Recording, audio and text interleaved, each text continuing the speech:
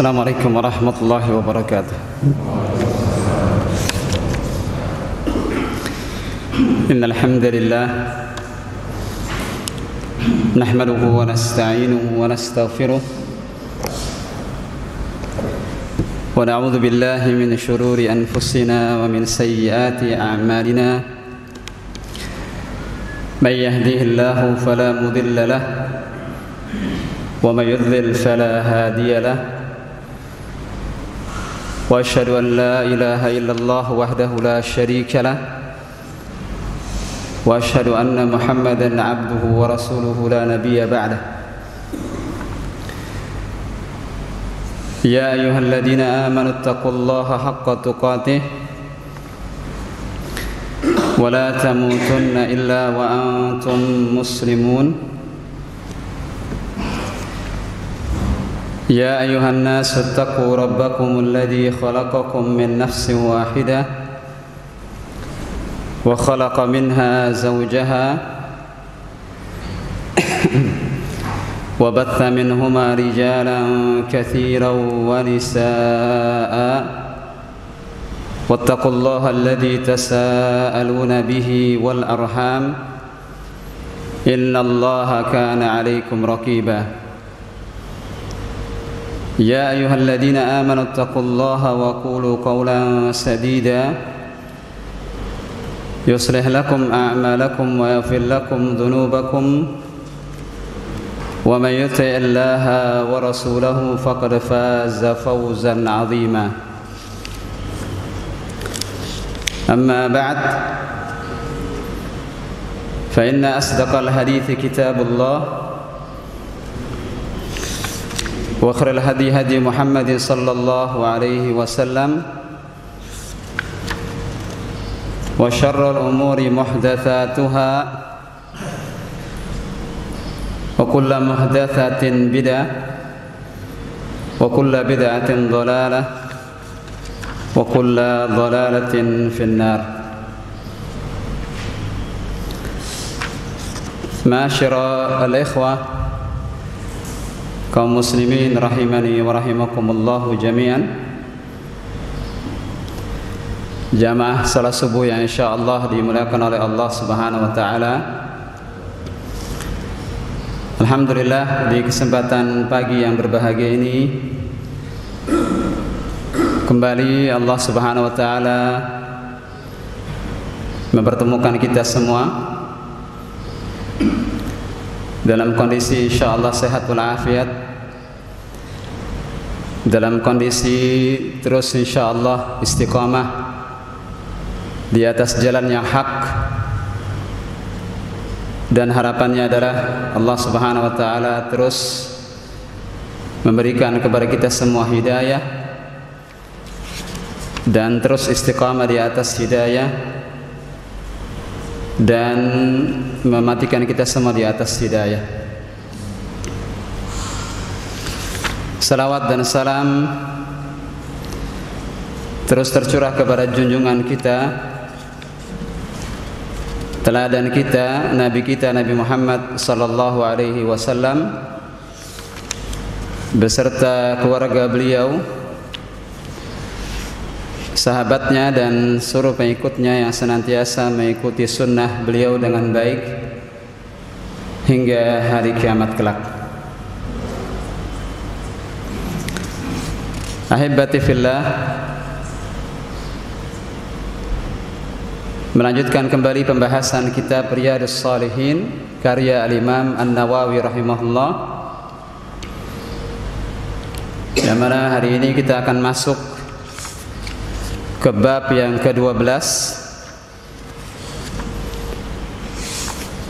setelah kita menyelesaikan bab tentang al-mujahadah. Maka bab yang berikutnya akan kita bahas adalah bab yang ke-12 tentang al-hathu 'ala al-izdiyad min al-khair fi awakhir al-umr. Bab tentang anjuran untuk menambah amalan saleh fi awakhir al-umr, khususnya di akhir-akhir umur kita. Yani seakan-akan penulis mengingatkan kepada kita semua bahwa kita bukanlah manusia yang abadi di kehidupan ini. Kematian kapan saja bisa menjemput. Dan khususnya yang sudah mulai masuk ke usia senja, di sini seakan-akan pembicaraan di bab ini ditujukan kepada mereka. Walaupun tentu kematian tidak ada yang tahu. Walaupun tentu kematian bisa saja menghampiri siapa saja di antara kita, baik yang muda maupun tua. Tapi di sini ketika penulis menyebutkan awakhirul umur, di akhir-akhir umur kita, ini menunjukkan bahwa ini ditujukan kepada orang-orang yang sudah masuk ke dalam usia senja. Walaupun sekali lagi saya katakan bahwa kematian tidak mengenal umur. Siapa saja bisa dihampiri kematian, dimanapun dan kapan. Dan perlu diketahui bahwa Nabi SAW pernah bersabda bahwa umur umat Nabi SAW baina 60 ila 70. Dalam sebuah hadis yang sahih Nabi SAW bersabda, umur umatku antara 60 sampai 70. Yani paling maksimal umur umat Nabi Muhammad SAW antara 60 sampai 70. Yani maka barang siapa yang sudah sampai kepada umur tersebut, hendaknya dia memperbanyak amalan-amalan saleh. Hendaknya dia bersegera berusaha agar menutup usianya dengan husnul khatimah, dengan amal-amal saleh yang harapannya adalah Allah Subhanahu wa taala mematikan dia dalam kondisi husnul khatimah. Namun sekali lagi yang perlu saya ingatkan di sini ketiga kalinya, walaupun bab ini seakan-akan ditujukan kepada orang yang sudah masuk ke usia senja, bukan berarti lantas yang masih muda berleha-leha, bersantai-santai sehingga lupa dengan amalan soleh. Sekali lagi, kematian bisa menimpa siapa saja di usia kapanpun, dimanapun dan bagaimanapun kondisi kita, kematian pasti akan datang. Seperti biasa, Al-Imam An-Nawawi rahimahullahu ta'ala menyebutkan beberapa dalil dari hadis-hadis Nabi SAW.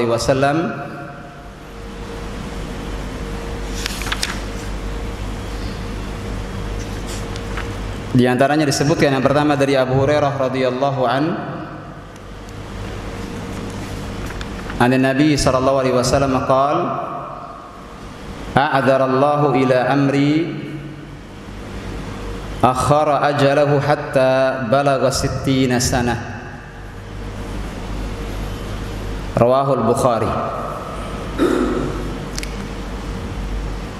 Hadis ini dikeluarkan Imam Al-Bukhari dari sahabat Abu Hurairah radhiyallahu an. Nabi sallallahu alaihi wasallam bersabda, "A'dzarallahu ila amri akhara ajalahu hatta balagha 60 sanah."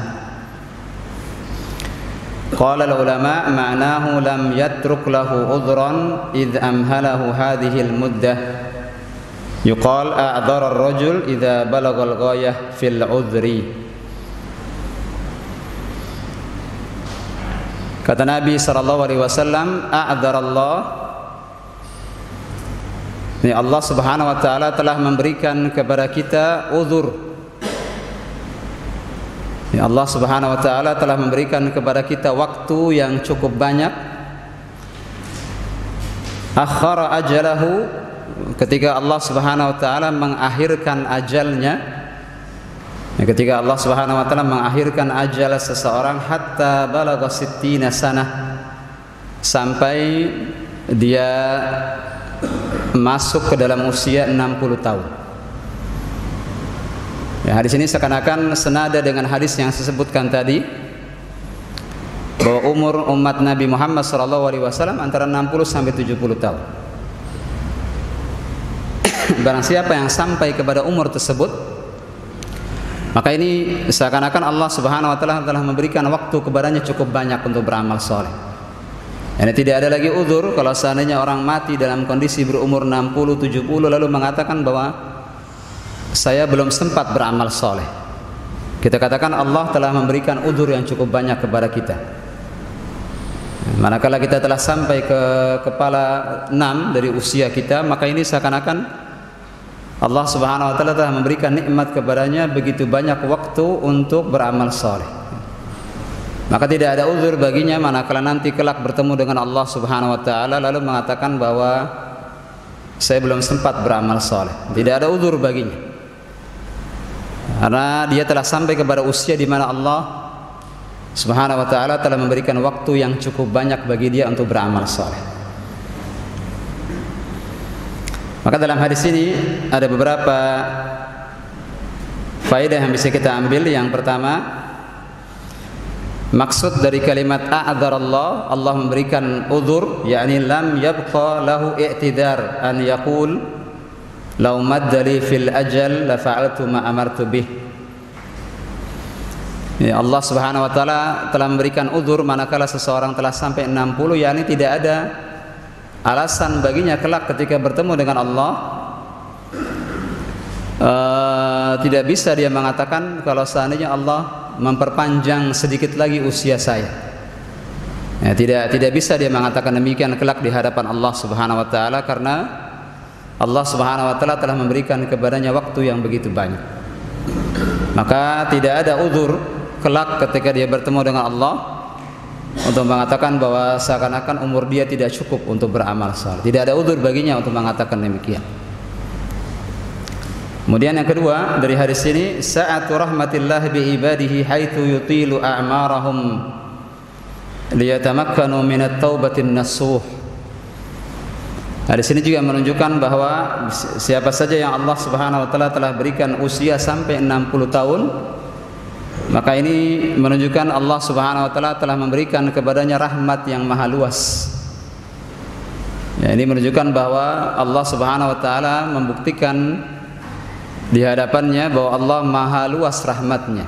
Jadi Allah tunda kematiannya sampai usia senja, diperpanjang umurnya agar harapannya adalah dia beramal saleh dan bertaubat dengan taubatan nasuh dari semua kesalahan. Maka tidak ada lagi uzur baginya manakala bertemu dengan Allah Subhanahu wa taala lalu mengatakan serasa belum cukup usianya. Tidak. 60 tahun ini menunjukkan bahwa Allah telah memberikan kepadanya rahmat yang maha luas sehingga diberikan kesempatan untuk bertaubat kepada Allah Subhanahu wa taala dengan taubatan nasuh. Kemudian yang ketiga, annallaha ta'ala la yu'aqabul ibad illa ba'da iqamatil hujjah. Yang ketiga, di antara faedah daripada hadis ini bahwa Allah Subhanahu wa taala tidaklah menghukum seorang hamba kecuali setelah ditegakkan hujjah atasnya. Yani tidak mungkin Allah Subhanahu wa taala mengadab suatu kaum kecuali setelah dijelaskan kepadanya mana yang hak dan mana yang batil. Ya, tidak mungkin seseorang dihukum atas apa yang dia tidak ketahui. Dia dihukum karena dia mengetahui bahwa ini adalah jalan yang hak, ini jalan yang batil, kemudian dia pilih jalan batil misalnya, wa iyadzubillah. Allah Subhanahu wa taala telah memperjelas kepada kita mana yang halal dan mana yang haram. Allah Subhanahu wa taala telah mengutus para nabi dan para rasul untuk menjelaskan kepada kita mana jalan yang hak, mana jalan yang akan mengantarkan kepada surga dan mana jalan yang mengantarkan kepada neraka. Semua sudah jelas. Ya, tinggal pilihan Anda, tinggal pilihan kita. Maka manakala dia memilih jalan kebatilan, misalnya jalan menuju neraka, maka ini tentu tanggung jawab dia sendiri.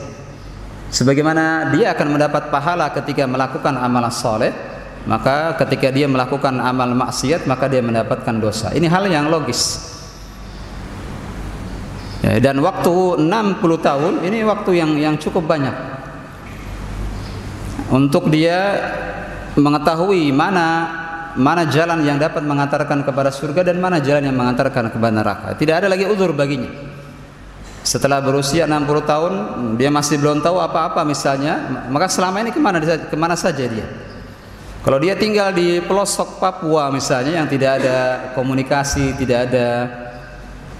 ada ilmu yang sampai kepadanya, mungkin dia punya uzur di hadapan Allah. Tapi tinggal di Bekasi misalnya dan sudah sampai umur 60 tahun tidak pernah ke masjid, tidak kenal dengan Allah, tidak kenal dengan Rasulnya, apa kira-kira yang nanti akan dia jawab ketika ditanya oleh Allah, man rabbuk wa man nabiyyuk? Jadi ada orang sampai 60 tahun sibuk dengan urusan dunia saja, berangkat pagi pulang malam, tapi hanya segitu-segitu saja hartanya. Dia lupa dengan Allah Subhanahu wa taala sampai akhirnya usianya sudah masuk senja, yang dia pahami hanya dunia saja. Akhirnya manakala kematian menjemput, dia hanya bisa mengatakan minta uzur kepada Allah. Maka di sini ditolak oleh Allah. A'dzarallah, Allah sudah memberikan uzur yang begitu banyak. Allah Subhanahu wa taala telah memberikan waktu yang begitu banyak sampai Anda usia 60 tahun baru diwafatkan oleh Allah. Ma'asyiral ikhwah rahimani wa rahimakumullah. Faedah berikutnya dari hadis ini, istikmalus sittin madhannatu linqida'il ajal. Lianna a'mara hadhihi al-ummah baina as-sittin wa sab'in wa qalilun man yujawizu dzalik. Yani manakala seseorang sudah sampai usia sempurna 60 tahun, maka ini madhannatu linqida'il ajal. Ini tanda selesainya usia dia. Siap-siaplah. Seakan-akan begitu yang ingin dikatakan penulis kepada kita. Yani sempurnanya usia kita 60 tahun, maka ini madhannatu linqida'il ajal. Tanda dekatnya selesainya ajal kita, selesainya waktu kita hidup dunia. Maka hadis ini menunjukkan dengan jelas hal demikian. Umur 60 tahun, usia 60 tahun, maka bersiap-siap. Walaupun sekali lagi kematian, nah saya ulang berkali-kali bahwa kematian akan menimpa siapa saja di usia berapa saja, dalam kondisi apa saja, tapi tetap di sini yang ditujukan secara khusus hadis ini adalah yang sudah sampai 60 tahun.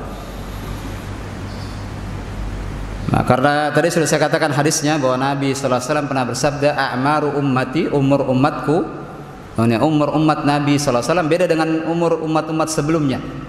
Yang kita tahu misalnya Nabi Nuh alaihissalam hidup sampai 1000 tahun kurang 50 tahun. Nabi Nuh alaihissalam misalnya dakwahnya saja 950 tahun.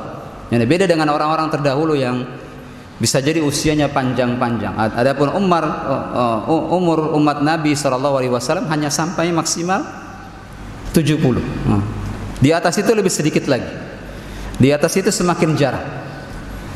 100 semakin langka.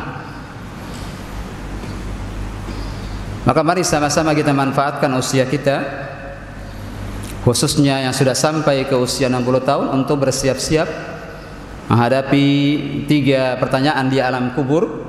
Man rabbuk, siapa Rabbmu? Wa man nabiyyuk, siapa nabimu? Wa ma dinuk, dan apa agamamu?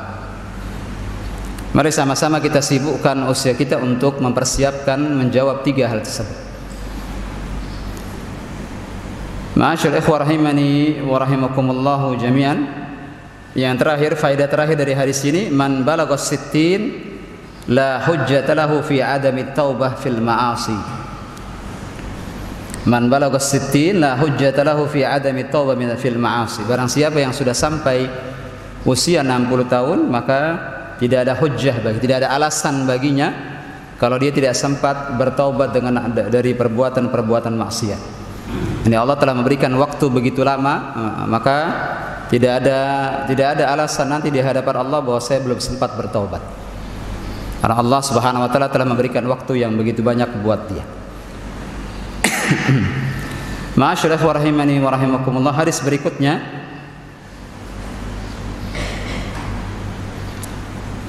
dari Abdullah bin Abbas radhiyallahu anhuma,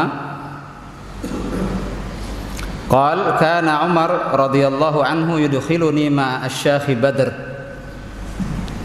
faka'anna ba'dahum wajada fi nafsihi faqala lima yadkhulu hadha ma'ana wa lana abna'un mithlah faqala Umar innahu min haitsu alimtum fada'ani dhata yawmin fa'adkhalani ma'ahum fama ra'aitu annahu da'ani yawma idin illa liyuriyahum.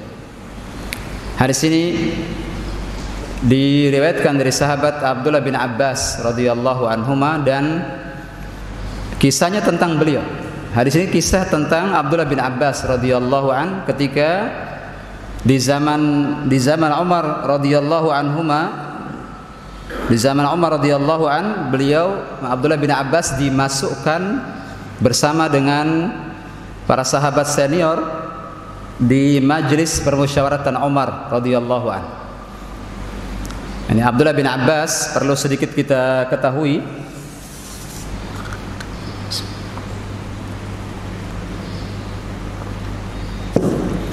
Abdullah bin Abbas radhiyallahu anhuma ini anak daripada Abbas bin Abdul Muttalib. Namanya Abdullah bin Abbas bin Abdul Muttalib, yakni sepupu Nabi sallallahu alaihi wasallam. Anak dari paman Nabi sallallahu alaihi wasallam, Abbas bin Abdul Muttalib. Abdullah ini sahabat yang sangat muda. Sepupu Nabi sallallahu alaihi wasallam tapi terpaut jauh umurnya.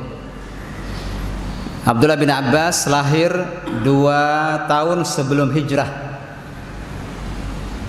Yani kurang lebih 11 tahun setelah Nabi berdakwah di Mekah, Abdullah bin Abbas baru lahir.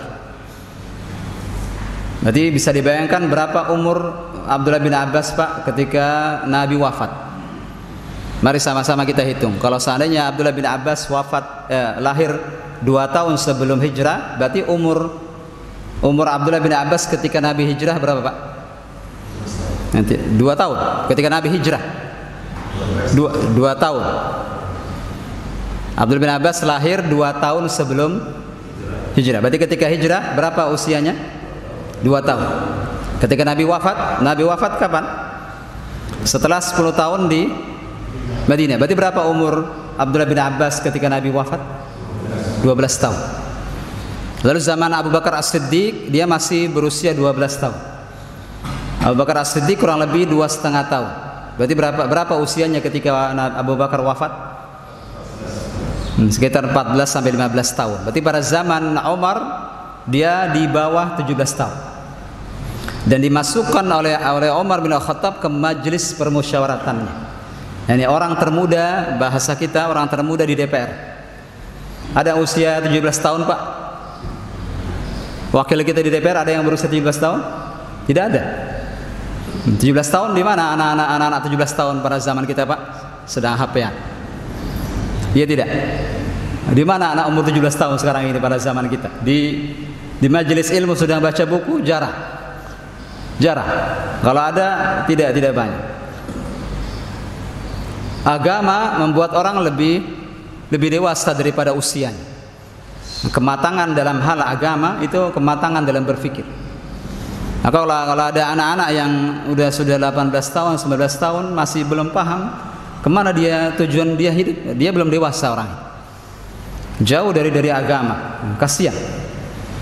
Anak-anak muda kaum muslimin kita lihat banyak yang disibukkan dengan urusan yang dia lupa bahwa kematian kapan saja bisa saja menemui. Sibuk dengan di mana-mana kita lihat dia sedang HP-an, di mana-mana sedang game online, di mana-mana sedang umur segitu begitu kondisinya. Tapi lihat Abdullah bin Abbas 15 tahun dimasukkan oleh Umar bin Al-Khattab ma'a asy-syakh Badr dengan para sahabatnya ikut di perang Badar. Nah, sahabat-sahabat senior. Ketika Umar bin Al-Khattab memasukkan Abdullah bin Abbas ke majlis asy-syakh Badr, para sahabat senior yang ikut perang Badar, maka seakan-akan sebagian dari mereka tidak suka melihat anak muda ini masuk. Kata mereka, lima yadkhulu hadza ma'ana wa lahu abna'un mithluh. Ya, kenapa anak ini masuk ke sini? Saya juga punya anak-anak seusia dia di rumah. Saya juga bisa bawa kalau begitu besok. Seakan-akan begitu. Umar bin Al-Khattab yang memasukkannya ke majelisnya. Anak umur 16 tahun, 15 tahun, di bawah 17 tahun. Usia yang sangat muda menjadi wakil rakyat bahasa kita pada zaman ini. Faqala Umar, innahu min haitsu alimtum. Sesungguhnya kamu sudah mengetahui siapa Abdullah bin Abbas. Siapa Abdullah bin Abbas, Pak? Abdullah bin Abbas, dia sahabat Nabi sallallahu alaihi wasallam yang didoakan Nabi sallallahu alaihi wasallam dengan doa, Allahumma faqihhu fid din wa 'allimhu at-ta'wil. Ya Allah, ajarkan dia agama dan pahamkan dia dengan ilmu tafsir. Maka Abdullah bin Abbas setelah didoakan Nabi sallallahu alaihi wasallam, setelah itu dikenal dalam sejarah dia sebagai turjumanul Quran. Dikenal sebagai penerjemah Al-Quran. Penerjemah sini bukan berarti lantas orang-orang tidak tahu bahasa Arab maka dia menerjemahkan, tidak. Karena begitu ahlinya dalam tafsir dan dia faqih, usia masih sangat muda tapi banyak orang minta fatwa kepadanya. Yang anak umur 15 tahun, 16 tahun. Nabi sallallahu alaihi wasallam mendoakan, ya Allahumma faqihhu fid din. Ini pentingnya untuk mendoakan kebaikan buat anak-anak kita, Pak. Allahumma faqihhu fid din wa 'allimhu ta'wil. Ya Allah, pahamkan dia tentang agama dan ajarkan dia dengan ilmu tafsir. Abdullah bin Abbas, anak-anak belasan tahun. Saya lanjutkan. Fada'ani dzata yaumin fa adkhalani ma'ahum. Suatu hari Umar bin Al-Khattab ingin menunjukkan kepada sahabat senior yang lainnya tentang keutamaan Abdullah bin Abbas, bagaimana ilmunya. Umar bin Al-Khattab dan Abdullah bin Abbas tahu apa yang diinginkan Umar. Dia didatangkan suatu hari untuk ditunjukkan kepada para sahabat yang lain keutamaan Abdullah bin Abbas sehingga dia pantas duduk bersama Asy-Syaikh Badr, para sahabat senior yang mengikuti perang Badr. Fama ra'aitu annahu da'ani yawma idzin illa liyuriyahum. Saya tahu bahwa Umar memanggil saya hari itu untuk menunjukkan kepada para sahabat yang lainnya. Qal ma taquluna fi qaulillahi ta'ala idza jaa nasrullahi wal fath. Lalu Umar bin Al-Khattab membuka majlisnya dengan bertanya kepada para sahabat, ma taqulun, bagaimana menurut kalian tafsir firman Allah idza jaa nasrullahi wal fath? Surat apa ini, Pak? An-Nasr. Jadi bagaimana menurut kalian tafsir surat ini? Apa maknanya? Idza jaa nasrullahi wal fath. Secara zahir maknanya idza jaa nasrullahi wal fath, jika telah datang pertolongan Allah dan kemenangan. Wa ra'aitan nasa yadkhuluna fi dinillahi afwaja, dan kau melihat manusia masuk Islam secara berbondong-bondong, fasabbih bihamdi rabbika wastaghfir. Maka kita disuruh apa, Pak, dalam ayat ini? Fasabbih, yang pertama bertasbihlah, bihamdi rabbika, seraya memuji Allah Rabbmu, wastaghfir, dan mohon ampunlah. 3 yang Allah pinta di surat An-Nasr. Kalau melihat pertolongan Allah dan kemenangan datang dan manusia berbondong-bondong masuk ke dalam Islam, katakanlah 3 hal ini. Tasbih, yang kedua alhamdulillah, hamdalah, yang ketiga adalah istighfar, wastaghfir. Zahir ayatnya demikian. Begitu mudahnya kita pahami surat An-Nasr. Dan begitu yang dikatakan para sahabat. Maka sahabat yang lain satu persatu menyampaikan makna surat An-Nasr ini sebagaimana yang saya sebutkan tadi. Maka sebagian mereka mengatakan, umirna nahmadullah ta'ala wa nastaghfiruhu idza nusirna wa futiha alaina.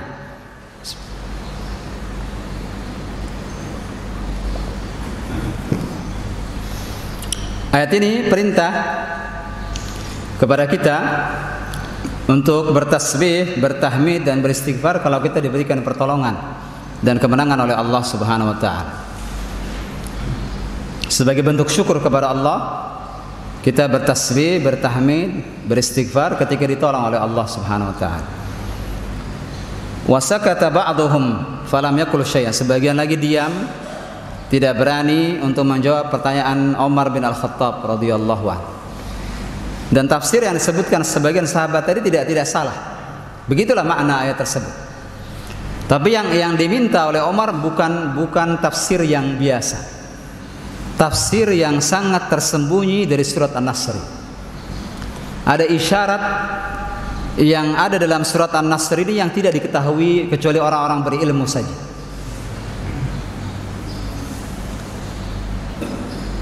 Faqala li akadzalika taqulu ya Ibnu Abbas? Faqultu la. Lalu tiba-tiba Umar lantas secara khusus meminta kepada Abdullah bin Abbas, apakah begitu tafsirnya wahai Abdullah bin Abbas? Maka Ibnu Abbas mengatakan la, bukan itu tafsir. Qal fama taqul? Kalau begitu apa tafsir? Jelaskan kepada kami apa tafsir surat An-Nasr. Qultu huwa ajalu Rasulillah sallallahu alaihi wasallam a'lamahu lahu qal idza jaa nasrullahi wal fath wa dzalika alamatu ajalik fasabbih bihamdi rabbika wastaghfir innahu kana tawwaba. Faqala Umar radhiyallahu an ma a'lamu minha illa ma taqul. Lalu Abdullah bin Abbas akhirnya menjelaskan bahwa tafsir tersembunyi yang ada dalam surat An-Nasr ini adalah ketika Allah mengatakan idza jaa nasrullahi wal fath, apabila telah datang pertolongan Allah dan kemenangan, yakni Nabi sallallahu alaihi wasallam telah diberikan pertolongan oleh Allah, dakwahnya sudah menyebar, maka seakan-akan ini isyarat dekatnya ajal Rasulullah sallallahu alaihi wasallam. Ini kalau Nabi sudah ditolong, orang-orang sudah masuk Islam secara berbondong-bondong, berarti tugasnya sudah selesai. Iya tidak, Pak? Tugas beliau sudah selesai, sudah. Dan ini diawali dengan Fathu Makkah, ditaklukannya kota Mekah, kembalinya beliau ke kota kelahirannya, dan membersihkan Ka'bah dari ratusan berhala-berhala yang disembah kaum musyrikin saat itu. Lalu orang-orang Arab itu, Pak, melihat dakwah Nabi sallallahu alaihi wasallam, ada sebagian mereka menunggu-nunggu. Mereka mengetahui bahwa Ka'bah ini milik Allah. Siapa saja yang punya niatan buruk kepada Ka'bah pasti binasa, karena mereka menjadi saksi hancurnya pasukan Abraha ketika akan menghancurkan Ka'bah. Jadi seakan-akan isyarat siapa saja yang bisa menguasai Ka'bah, dia penguasa Arab. Siapa saja yang menjadi penguasa Ka'bah, dia penguasa Arab. Maka mereka menunggu. Kalau seandainya Muhammad dan para sahabatnya berhasil menguasai kota Mekah, ini tanda bahwa mereka benar. Karena Allah yang menjaga Ka'bah. Tidak mungkin ada orang bisa menguasai Ka'bah kecuali orang yang benar. Maka ketika Nabi SAW berhasil masuk ke kota Mekah, mengalahkan kaum musyrikin dan menghilangkan berhala-berhala dari Ka'bah, maka mereka mengetahui bahwa apa yang dibawa Nabi pasti benar. Akhirnya mereka berbondong-bondong dari semua penjuru Jazirah Arab, berbondong-bondong masuk ke dalam Islam. Ayat ini menunjukkan demikian. Ya, para sahabat melihat banyak orang berbondong-bondong, ya, walaupun tentu bermacam-macam kualitasnya. Tentu yang beriman sejak awal, yang masuk ke dalam kategori as-sabiqun al-awwalun, orang-orang terdahulu yang pertama kali masuk Islam, tentu saja mereka yang punya kemuliaan lebih besar, tentu saja. Tapi ini menunjukkan bahwa ini nikmat dari Allah, pertolongan dari Allah, kemenangan dari Allah. Maka setelah ini terjadi, seakan-akan tugas Nabi SAW selesai. Ya, setelah itu apa lagi yang akan dicari Nabi SAW? Tidak ada. Maka ini seakan-akan, kata Abdullah bin Abbas, isyarat dekatnya ajal Nabi SAW. Dan Nabi saat itu sudah berumur 60 tahun. Maka kata Umar bin Al-Khattab radhiyallahu an, ketika mendengar tafsir Abdullah bin Abbas, kata Umar, tidaklah saya mengetahui kecuali itu yang kamu maksud. Yes. Inilah yang juga saya ketahui tentang tafsir surat An-Nasr. Lihat, para sahabat yang lain tidak mengira tentang tafsir surat ini. Maka kalau Bapak lihat, fasabbih bihamdi rabbika wastaghfir, Ayat terakhir daripada surat An-Nasr ini diamalkan Nabi SAW dengan jalan ketika beliau sujud. Doa Nabi SAW di penghujung hayatnya, apa doanya Pak ketika kita sujud? Sebagian kita mungkin membaca Subhana rabbiyal a'la wa bihamdi. Tapi beberapa riwayat terutama dari Aisyah radhiyallahu anha bahwa Nabi sallallahu alaihi wasallam setelah turunnya surat ini, fasabbih bihamdi rabbika wastaghfir, maka setelah itu doa sujud beliau 3 ini. Tasbih, tahmid dan istighfar. Doa sujud beliau setelah turunnya surat ini. Ini isyarat dekatnya ajal Nabi sallallahu alaihi wasallam, maka banyak-banyak beramal soleh. Maka inilah mengapa dimasukkan oleh Al-Imam An-Nawawi di bab ini. Hadis ini dimasukkan oleh Al-Imam An-Nawawi di bab tentang tadi anjuran untuk beramal soleh di penghujung hidup, penghujung umur. Ya, Nabi ini dicontohkan Nabi SAW ketika beliau sudah mendekati ajalnya, beliau banyak bertasbih, banyak bertahmid, banyak beristighfar. Hal yang mudah dilakukan siapa saja, hatta orang tua. Tidak sulit untuk bertasbih, bertahmid, beristighfar, hal yang mudah dilakukan. Nah, amal soleh yang siapa saja bisa melakukan. Ma'asyiral ikhwah rahimani wa rahimakumullah, sebagai penutup daripada majelis kita pagi ini, saya bacakan beberapa faedah dari hadis ini. Yang pertama, at-tanbih al-istighfar inda dunuwil ajal, li'annahu yakunu fi khawatimil umur. Hadis ini menunjukkan bahwa keutamaan istighfar, keutamaan ucapan astaghfirullahaladzim, istighfar ketika dekatnya ajal, inda dunuwil ajal, ketika dekatnya ajal. Li'annahu yakunu fi khawatimil umur, karena harapannya adalah istighfar menjadi perkara yang kita ucapkan di akhir-akhir hidup kita. Maka lihat urutannya di surat An-Nasr Pak, fasabbih bihamdi rabbika wastaghfir. Di mana dia istighfar, di akhir apa di awal? Di akhir. Maka di sini pentingnya untuk banyak beristighfar ketika mendekati dekatnya ajal kita. Karena harapannya adalah termasuk khawatimul umur, yang dengannya kita menutup hidup ini, istighfar. Kemudian yang kedua, fadlul ilmi wa ahli, haitsu yataqaddam al-mar'u ala aqranihi bi husni fahmihi wa sa'ati ilmihi. Hadis ini menunjukkan betapa besarnya keutamaan ilmu syar'i, Pak, ilmu agama. Dan bagaimana diutamakannya orang-orang yang berilmu di atas orang-orang yang tidak berilmu. Haitsu yataqaddamul mar'u ala aqrani, yani orang-orang unggul dibandingkan dengan orang lain. Keunggulan apa yang paling mutlak yang menunjukkan keunggulan dalam ilmu agama? Bukan fisik, bukan harta. Fisik akan turun sedikit demi sedikit, harta akan hilang sedikit demi sedikit. Tapi kalau ilmu agama Pak, semakin diajarkan semakin dia bertambah. Tidak ada namanya berkurang ilmu agama ketika diajarkan, tidak ada. Yang ada bertambah. Karena ketika seseorang mengajarkan ilmu yang dia ketahui, ini bukan dia mengikis sebagian ilmunya lalu ditinggalkan, tidak.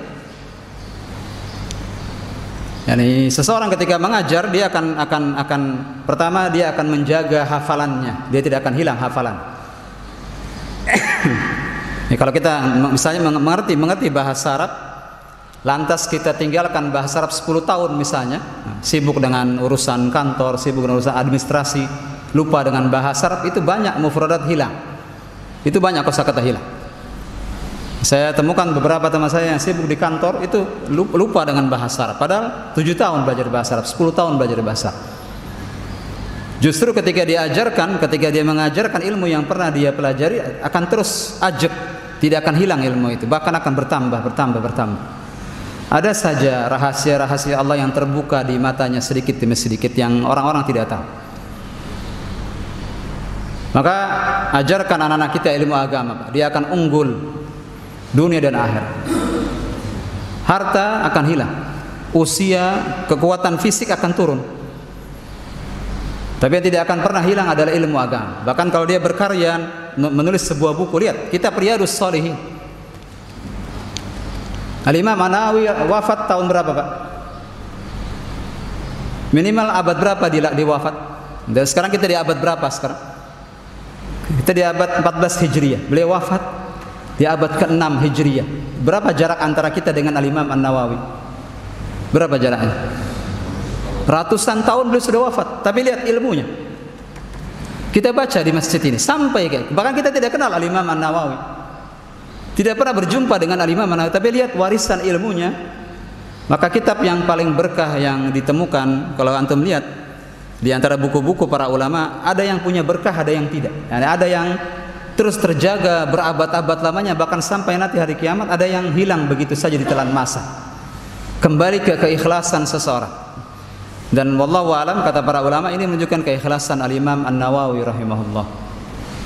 Keikhlasan itu membuat barokah hidup itu, Pak. Nah, lihat berapa kira-kira pahala Al-Imam An-Nawawi yang terus mengalir ke kuburannya. Bahkan bisa jadi kuburan sudah tidak ada. Kuburannya bisa jadi sudah tidak ada.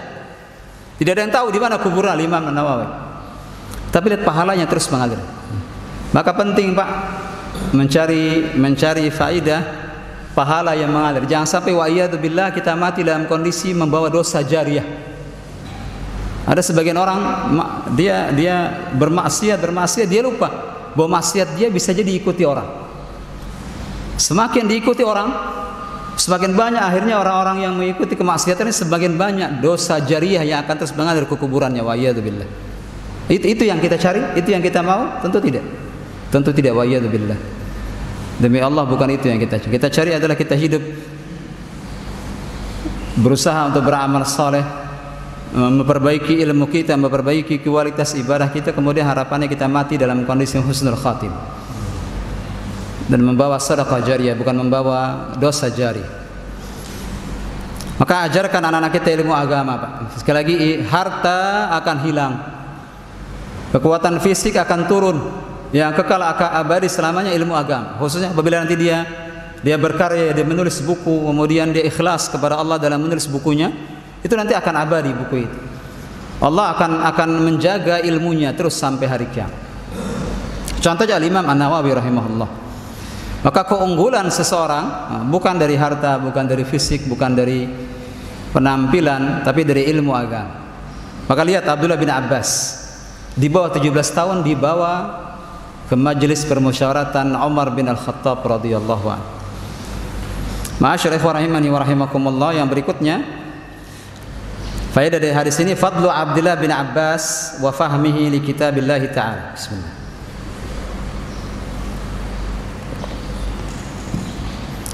Hadis ini menunjukkan keutamaan Abdullah bin Abbas radhiyallahu anhuma wa fahmihi li kitabillah ta'ala haitsu hatta laqaba turjuman al-Qur'an.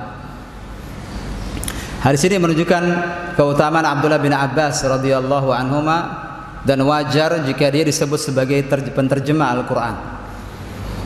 Dia mengetahui tafsirnya, dia mengetahui apa yang tersembunyi dari tafsir sebuah ayat yang tidak diketahui para sahabat senior. Dan di antara gelar beliau, disebut beliau bahwa beliau adalah Al-Bahr, lautan ilmu, lautan ilmu. Di masa tuanya Abdullah bin Abbas mengajarkan agama ini di berbagai tempat di negeri kaum muslimin, dan ribuan orang masuk Islam dari kalangan orang-orang Nasrani dan orang-orang Yahudi pada zaman. Ketika mendengar Abdullah bin Abbas berkhutbah, banyak yang masuk Islam, dan dikenal Abdullah bin Abbas dialah yang menjadi duta untuk berdiskusi dengan Khawarij, orang-orang yang pada zaman Ali bin Abi Thalib keluar dari Islam dan memberontak kepada pemerintah yang sah waktu itu. Dikirimlah Abdullah bin Abbas untuk berdiskusi dengan mereka dengan ilmu. Ribuan orang Khawarij yang tadinya memberontak masuk kembali ke baiat kepada Ali bin Abi Thalib radhiyallahu anhu. Masa-masa fitnah para ulama dibutuhkan, karena banyak orang di masa-masa fitnah mengedepankan semangat buta tapi tanpa ilmu, dan terjadi pada zaman kita. Di masa fitnah seperti ini para ulama dibutuhkan. Karena yang melihat segala sesuatu dengan porsinya, bukan dengan semangat saja, bukan dengan hawa nafsu saja, para ulama. Maka tidak boleh kita beragama cukup dengan semangat saja, tidak. Semangat harus diiringi dengan ilmu. Maka kalau semangat tidak diiringi dengan ilmu akan buta, akan menimbulkan kerusakan-kerusakan. Ada akhirnya orang-orang merasa dia berjihad di jalan Allah, padahal tidak, karena jauh dari ilmu agama. Maka pentingnya untuk mendekat kepada para ulama Ahlus Sunnah wal Jamaah agar kita tidak salah jalan dalam menghadapi berbagai macam fitnah di atas muka bumi ini. Yang berikutnya, yang keempat, jawazu tahaddutsil mar'i bi ni'matillahi alaihi. Hadis ini tadi saya katakan siapa yang meriwayatkannya, Pak? Hadis cerita tentang Abdullah bin Abbas ini siapa yang meriwayatkan? Abdullah bin Abbas sendiri. Bapak mendengarkan tadi hadis siapa sahabat yang meriwayatkan hadis ini?